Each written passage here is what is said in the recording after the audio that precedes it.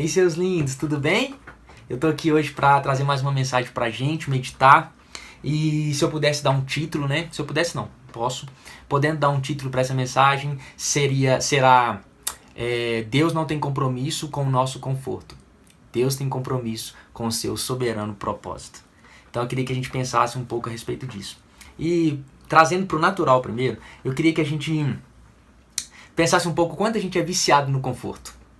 Olha só, se a gente está, por exemplo, no shopping center e a escada rolante parou, a gente já começa a murmurar.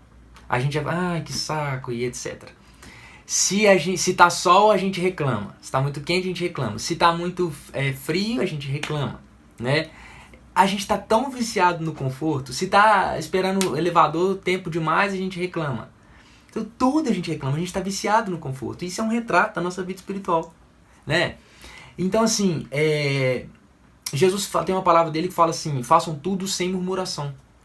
A gente tem que aprender a respeito disso. E Deus, eu queria que a gente trouxesse para a Bíblia agora a respeito da nossa vida espiritual, provando pelas Escrituras que Deus não tem compromisso com o nosso conforto, mas tem compromisso com o seu soberano propósito. Lembra de Jesus no Getsemane? Jesus estava prestes a pouco antes de morrer por nós, para ressuscitar ao terceiro dia. Ele chega no Monte Getsemane sofrendo, suando sangue ali. E aí ele chega e fala: meu Pai, se for possível, afasta esse cálice de mim, mas contudo, que seja feita a tua vontade. Ou seja, ele até pediu: afasta esse cálice de mim, mas ele entregou nas mãos de Deus, falou: mas contudo, que seja feita a tua vontade. Então, assim, se Deus não teve compromisso com o conforto de Jesus para nos salvar, você acha que ele vai ter compromisso com o nosso conforto? Não, ele tem compromisso. Deus tem compromisso com o seu propósito soberano. E em Hebreus capítulo 5 também fala assim: Jesus Cristo, né, o Filho de Deus, aprendeu o que é a obediência por meio daquilo que sofreu. Então, tipo assim, Jesus, um cara que não era desobediente, um cara que não era pecador, né, 100% santo, aprendeu o que era a obediência por meio daquilo que sofreu. Gente, Jesus é um modelo. Eu amo Paulo, amo Noé, amo todos esses caras. E o que está escrito nas Escrituras é para o nosso ensino, mas o modelo supremo, ele é Jesus, cara. Ele é Jesus. E se ele aprendeu o que é a obediência por meio daquilo que sofreu, quanto mais nós. Então, Deus não tem muito compromisso com o nosso conforto. Ele tem compromisso com o seu soberano propósito para as nossas vidas.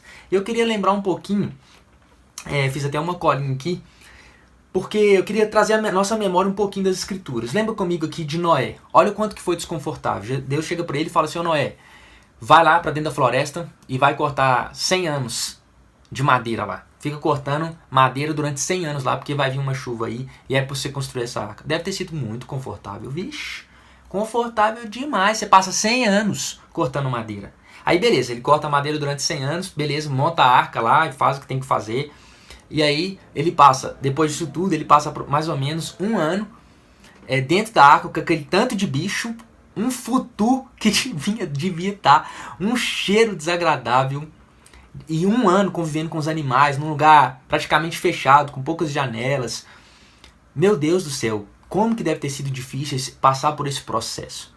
E aí eu lembro também, por exemplo, de Jonas. Deus chega para Jonas e fala assim: vai lá em Nínive, que é a capital da Síria, vai lá em Nínive e prega para esse povo. Arrependimento. Aí Jonas fala assim: eu não vou não.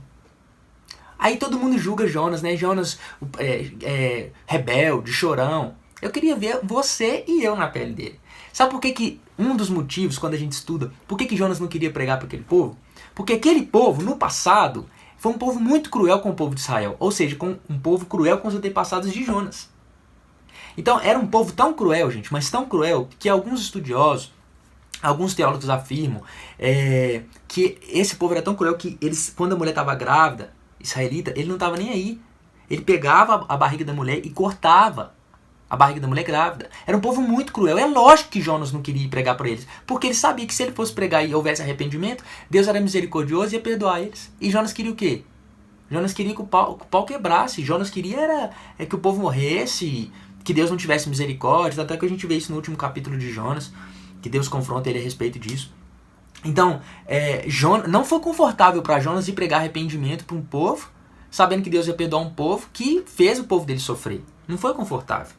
E Jeremias e Isaías, o que dizer deles então? Aqui o negócio é o seguinte: Deus chama os dois Lógico que em livros diferentes, né? Mas chama os dois e fala assim, o negócio é o seguinte, vai lá pregar pra um povo que não vai te ouvir, beleza? Gente, que ministério infrutífero, né? Tipo assim, que desconfortável você pregar pra um povo uma vida inteira que não vai ouvir, pelo contrário. Meu Deus, olha que confortável que foi. E imagina Abraão. Deus chega pra Abraão e fala assim, ô Abraão, sai da sua terra aí, vai pra um lugar que eu vou te mostrar, sai do meio de seus parentes aí. Tá, mas eu vou pra onde? Tipo assim, eu vou... Pã, 404 not found. Fraga, tipo assim, ele... Meu Deus, eu vou pra onde? Aí o cara tem que sair com a mulher dele e sair andando por aí, sem saber pra onde ir. Nó, confortável demais. Confortável demais. Aí o cara tem que ir andando até achar a cidade. Beleza. Mas lá na frente, Deus vai e testa o cara de novo. Ô, Abraão, sobe lá no monte lá e sacrifica a promessa que eu te fiz, Isaac. Eu vou sacrificar meu filho? Nossa, gente, isso foi muito confortável. Fala sério, gente. Aí o que falar então de Davi, que passou praticamente, nem sei quantos anos, mas vários anos, fugindo de Saul, sabendo que existia uma promessa de Deus sobre a vida dele ser rei.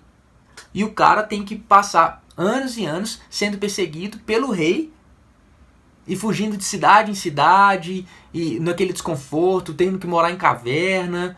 Gente, que meu Deus do céu. E Esther? O que eu vou falar de Esther, gente? Esther, a rainha Esther, não podia entrar na sala do rei sem ser chamada por ele, porque ela corria o risco de morrer. E Deus, através do seu tio, coloca ela na parede e fala, você precisa ir lá na sala do rei e pedir ele para assinar um decreto para poupar o teu povo, senão todo mundo vai morrer. Então ela correu um risco de perder a vida ao entrar na sala do rei sem ser chamada. Tipo assim, eu vou invadir a sala do rei e vou pedir um favor para ele, mas ele não me chamou. E eu corro o risco de perder minha vida por causa disso. Nós, a gente deve ter sido confortável, a alma dela deve ter se alegrado tanto em fazer isso, né? Fala sério, gente, fala sério.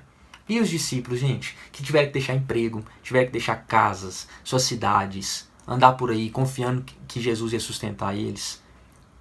A vida inteira cresceu num conforto, de repente rola um desconforto desse, Deus te chama para viver pela fé e rola um desconforto desse. E eu gosto de uma afirmação de Jesus, eu quero até ler pra gente, que está lá em Lucas 9, 61, 62, que diz assim, ainda outro disse, vou seguir-te, Senhor, mas deixe-me primeiro voltar e me despedir da minha família. Jesus respondeu, eu gosto de Jesus, cara, ninguém põe a mão no arado e olha para trás, é apto para o reino de Deus. Tipo assim, velho, eu gosto de Jesus, velho, porque Jesus fala é na lata, o negócio é o seguinte, não vai dar pra você despedir de sua família não, querido. Não dá tempo não, bora, sai quebrando aí. Sabe, tipo assim, é isso que Jesus tá falando. Gente, vocês têm que me amar acima de todas as coisas. Já não, pega sua cruz e me segue. Eu não prometi conforto pra ninguém. É bora, pica a mula, vambora.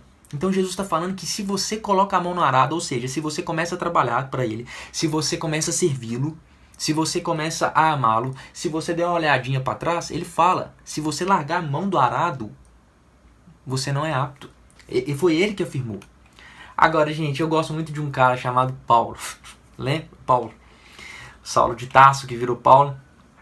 E tem um currículo dele em 2 Coríntios 11, 24, 28, que diz assim, cinco vezes eu recebi dos judeus 39 açoites. 3 vezes fui golpeado com varas. 1 vez apedrejado. 3 vezes sofri naufrágio. Passei 1 noite e 1 dia exposto à fúria do mar. Estive continuamente viajando de uma parte a outra. Enfrentei perigos nos rios, perigos de assaltantes, perigo dos meus compatriotas, perigo dos gentios, perigos na cidade, perigos no deserto, perigos no mar e perigos dos falsos irmãos. Trabalhei arduamente. Muitas vezes fiquei sem dormir, passei fome e sede e muitas vezes fiquei em jejum.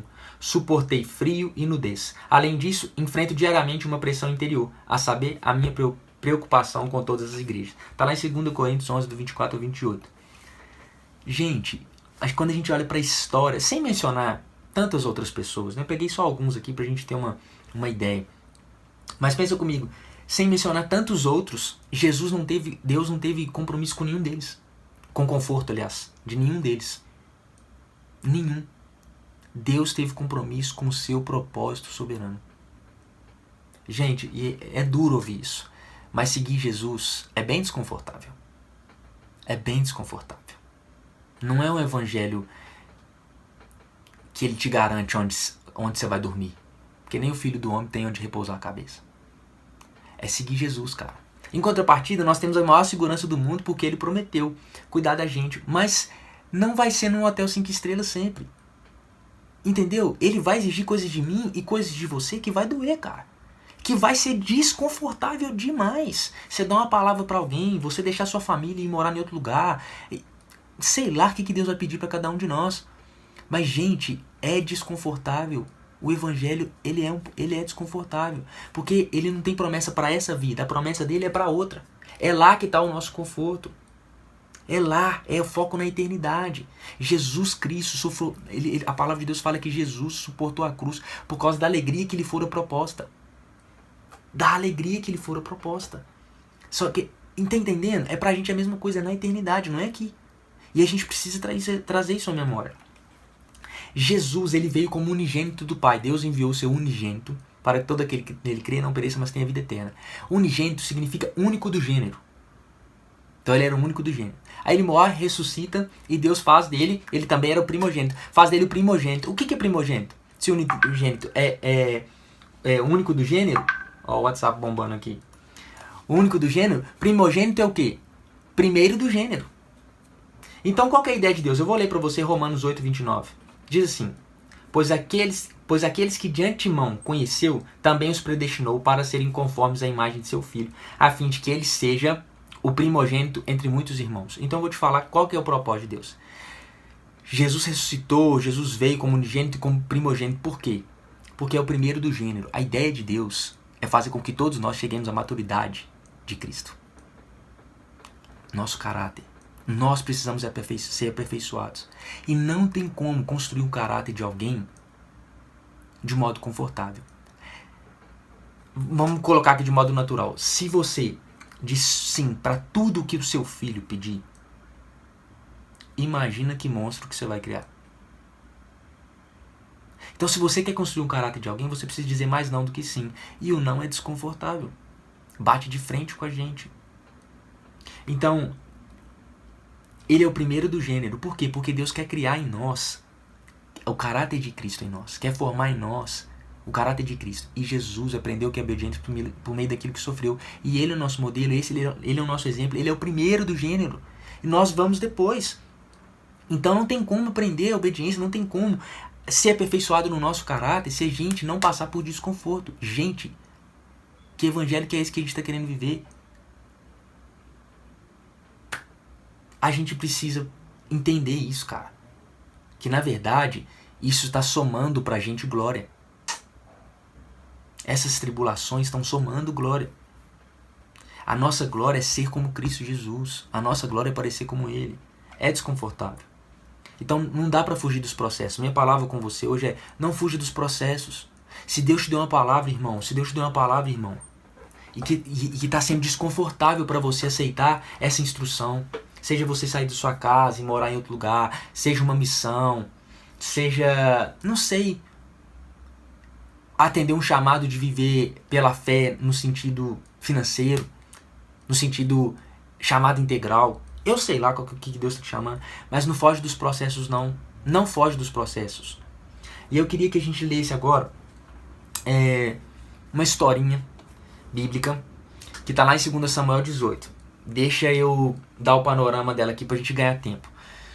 Rei Davi já era rei, teve um filho chamado Absalão.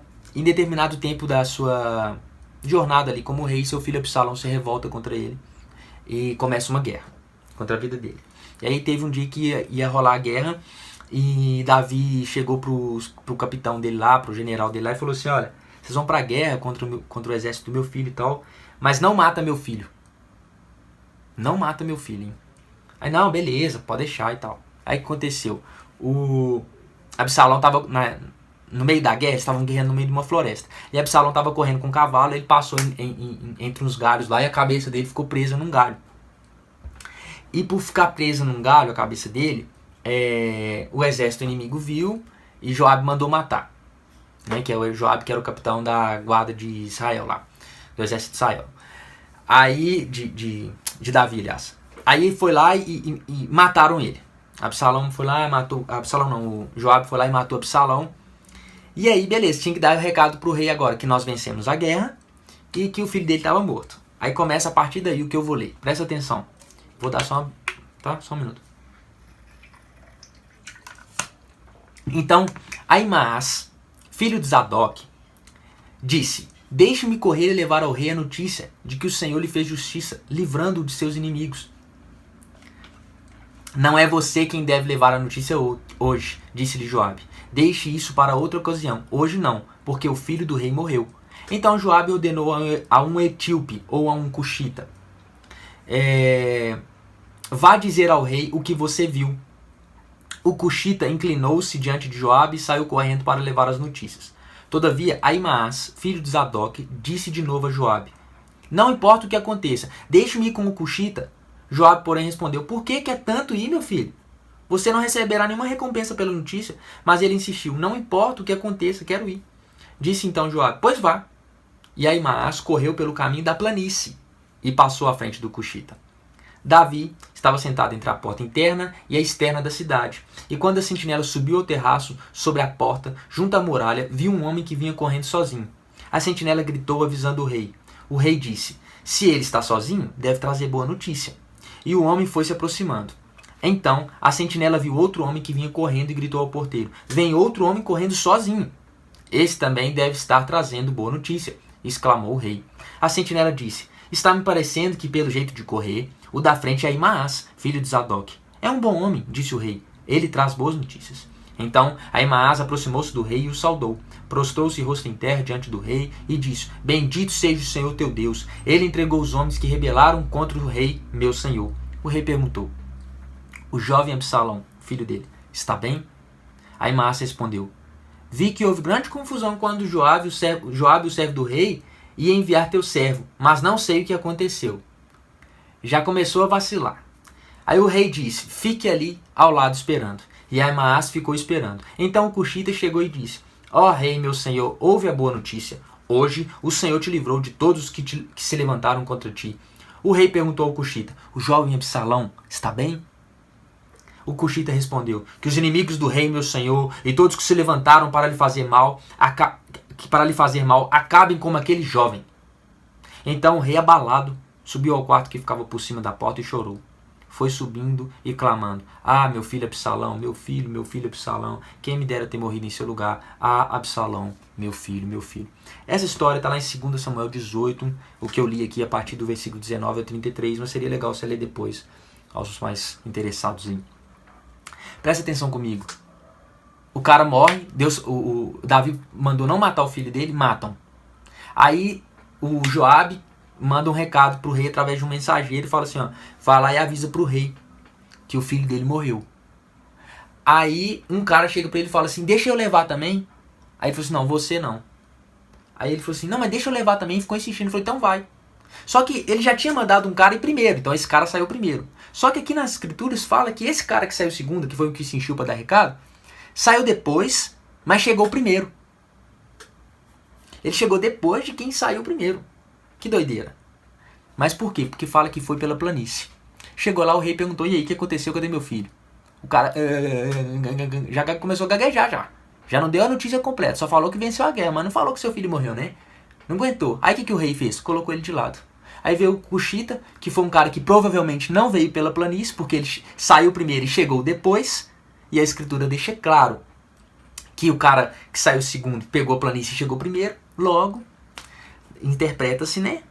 Aí ele chegou, então provavelmente ele não foi pela planície, chegou depois e deu o recado todo. Falou: ó, o negócio é o seguinte, nós vencemos a guerra e seu filho morreu. E não foi colocado de lado. O que eu aprendo aqui? Não pega atalho, irmão. É desconfortável. O cara que pega atalho, o cara que vai pela planície, na hora H, ele não consegue dar o recado pro rei.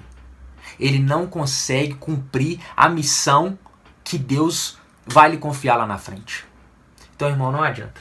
Não dá pra pegar atalho nos processos de Deus. Nós não podemos ir pela planície. Nós não podemos. Temos que passar pelo desconforto. Porque o desconforto nos prepara para o grande dia. Porque a palavra de Deus fala que ao que vencer, ele dará a coroa da vida. Ao que vencer, Ele vai dar de comer da árvore da vida. É o que vencer. Não é o que olhou para trás. Não é o que desistiu porque está desconfortável. Oh, Deus tem compromisso com o seu conforto não, amigão. E nem com o meu, querido. Não tem. Porque Ele está formando Cristo em nós. Cristo em nós. E o propósito de Deus é exatamente esse. Nos fazer como o primeiro do gênero. A imagem do seu filho. Então, irmão, não vá pela planície. Porque se você for pela planície, se você pegar atalhos, se você desistir dos processos que são desconfortáveis, pode ser que no último dia ele fala assim, fica de lado. Você não deu conta do recado. Você quis pegar atalho. Então, irmão, eu lembro daquela palavra, a nossa casa tem que ser construída sobre a rocha e não sobre a areia, porque o dia mal vem. E quando o dia mal vem, se a gente fugiu dos processos, a gente não aguenta e a nossa casa cai. Precisamos construir nossa casa sobre a rocha. Precisamos passar pelos processos desconfortáveis. Precisamos, irmão. Que o Senhor nos ajude. Que o Senhor nos ajude. E que a gente tenha esse mesmo sentimento de Cristo Jesus. Que pela alegria que lhe fora proposta, suportou a cruz. Por causa da alegria que está sendo proposta. A nossa recompensa é Cristo. A nossa recompensa não é o conforto do céu, ruas de ouros. E a nossa recompensa é Ele mesmo. A nossa recompensa é Cristo. Cristo está sendo formado em nós. Passa por isso aí sem reclamar. Passa por isso aí. Eu sei que dói. Eu sei que, enfim, dói, mas nós temos uma promessa do Espírito Santo está conosco. Nós temos uma promessa de família, porque nós temos uma igreja. Nós temos promessa de que a gente sabe como que isso vai terminar, né? Hoje tem guerra, mas amanhã tem casamento. Né? Vai terminar em Apocalipse com um casamento. Então, assim, irmão, não fuja dos processos. Não fuja dos processos. E no fim vai dar tudo certo. Você vai poder olhar para trás e falar, glória a Deus, eu venci com a ajuda do Senhor. Amém, irmão? Então não pega atalhos, não vá pelas planícies, vá pelas montanhas, vá pelos montes. Amém? Que Jesus te abençoe e te fortaleça aí. Você que está passando por processo de desconforto. E não volta atrás não, tá? Não volta atrás não. É para frente que a vida anda. Valeu, beijo. Jesus te abençoe.